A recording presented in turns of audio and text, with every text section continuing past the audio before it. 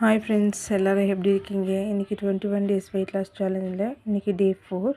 இன்றைக்கி என்னோடய வெயிட் எவ்வளோ இருக்குன்னு பார்க்கலாம். 7765 இருக்கேன். இந்த எக்ஸசைஸ் வாக்கிங் வந்து ரெகுலராக பண்ணிட்டு தான் இருக்கிறேன். அதுவும் வீடியோ காட்டினா லென்த்தாக போய்டுன்றதுக்காக நான் வீடியோ எடுக்கலை. தண்ணி மட்டும் வார்ம் வாட்டர் ஒரு கிளாஸ் எடுத்துக்கிட்டு அதுக்கப்புறம் ஒரு 7:30 போல் நான் வந்துட்டு பிளாக் காஃபி எடுத்துக்கிட்டேன், சுகர் போடாமல். ஏன்னா தண்ணி வந்து வார்மாக தான் குடிக்கிறது. அது 3 டைம் குடிப்பேன் சாப்பிட்டதுக்கப்புறம் அந்த மாதிரி.